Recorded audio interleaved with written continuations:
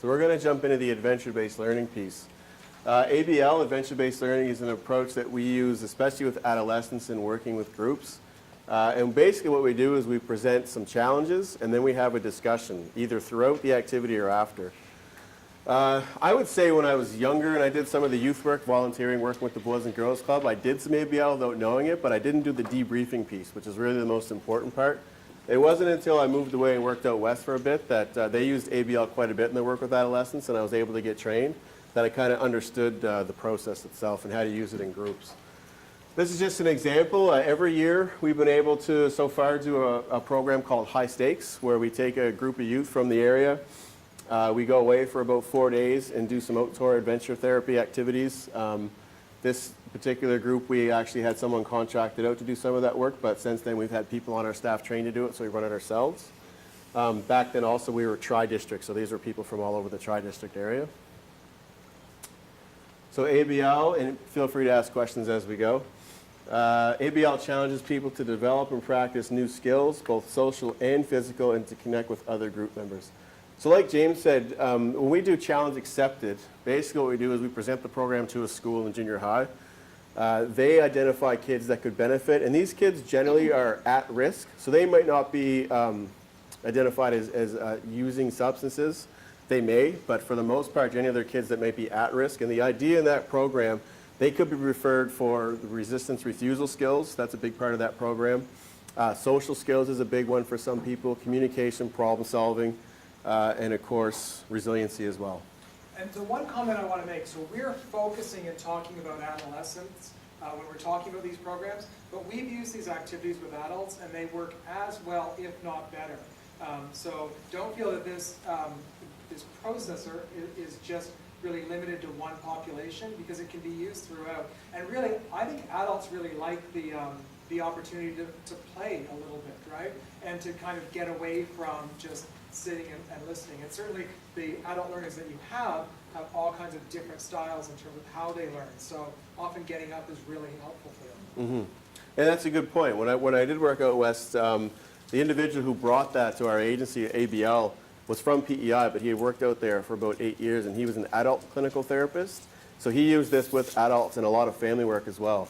So we're only going to touch on some of the activities that we do, but feel free to steal them and make them your own. A lot of the ideas that we have gotten over the last little while, people have just kind of suggested, well, you know what, I might be able to use this in my work doing this, and then we've stolen that for our own work as well. So yeah, feel free to. It's quite, Project Adventure is a great website, but there's a lot of websites. If you just Google adventure-based learning, it'll take you to all kinds of sites. And what I like about adventure-based learning is that it encourages people to steal and adapt and make it your own and change it up and do something different. It's not a rigid approach at all. It really provides the individual the tools to kind of develop their own programming.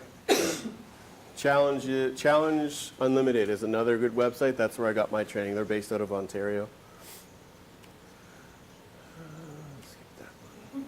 So ABL, in traditional groups, so there's 2 tasks that are accomplished, task and purpose, and the opportunity for growth and building new skills.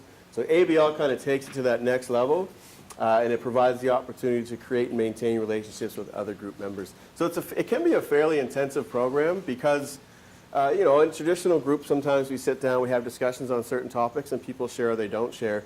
ABL kind of breaks the ice a little bit with a lot of the activities, so people sometimes don't even realize that they're engaged in that sense, and they open up a little bit faster maybe than they would normally in some of those other groups that we've done in the past. So unlike traditional approach, ABL creates the opportunity to establish and maintain relationships with other members of the group. Let's chat about that. I like this picture because this individual here was, I won't say resistant to attend the high stakes program, but he was fairly shy. It was a bit of a challenge for him to get up the courage to come to the program. And this, what we do at the start of it, is called, what's that called? Constitution. No, it's definitely not called Constitution. Group guidelines. So, Constitution is kind of scary. So, basically what we do is we get people to write down expectations they have from the program, from individuals, and from the leaders as well. And the one thing that he wanted was just to make friends in the group, and he was successful in that. But I like the picture because this is the first day, right? So he engaged within the first day and kind of opened up as to what he was hoping to get out of it, where I think if you would have asked him directly, I'm not sure if he would have shared that right away. Might have taken quite a while. Okay, common elements. ABL is experiential in nature. So this is that challenge by choice piece. So like when James presented his activity, that was a good example of an icebreaker for adventure-based learning. Ask for volunteers, and even in the activity, you kind of know what you're getting yourself into. He didn't make everybody talk about why they were where they were. That was still optional, right? So in some of the activities we present, they're all challenged by choice. So you don't have to participate fully, but you have to participate at a level that you're comfortable. That might mean just stepping back and supporting other people as they try some of the activities. As long as they're engaged, that's kind of all we ask. Yep. Oh, so we did this on the first day. No, we didn't do it.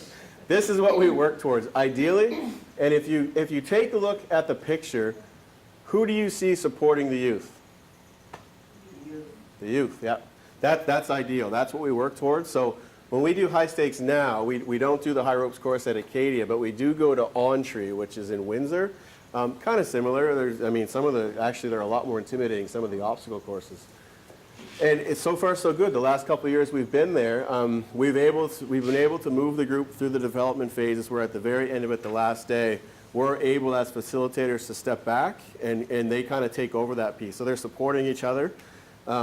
We talk a lot about success. So this particular day, there was a couple individuals who felt that they failed because they weren't able to do this, walk all the way up. I wasn't able to do that either. So we talked about success that night and what success looks like. They were able to, what you had to do was put a ladder, about a 10-foot ladder, and then climb up these pegs, and then get up to the top, balance yourself, walk across, walk back, and then you had to lean back, let go, and then somebody would lower you down. So because they weren't able to get up halfway up the pole, they felt they failed. So all we really did was bring up what does success look like? Was everybody successful today? And that was pretty much all we did. The youth kind of took over the discussion at that point. And, long story short, they all deemed everybody was successful because part of it is trying, right? So trying is to push yourself a little bit, but also to realize when, okay, I'm out of my comfort zone, I have to stop right now, right? And that's fine. So that was how they deemed it a success. I thought it went really well. And I think, you can relate that in terms of adult learning and somebody who's been out of the education system coming back, and can be very intimidating for that individual. Mm-hmm. So to kind of celebrate the fact that you're here, right? And you guys do that all the time, I'm sure, but that opportunity is really important for people to hear, and to kind of get the group to share with one another, right? Which mm-hmm. often happens with adult learning situations. Group development, ABL. Okay, so ABL icebreakers. So these activities are generally what we start the groups with. We usually do an icebreaker every session, but the first 2 sessions, we generally do a lot of team building, right? So that involves a lot of icebreakers. So these activities provide opportunities for group members to get to know each other and to begin to feel comfortable with one another. So they're kind of low level, low threat, not,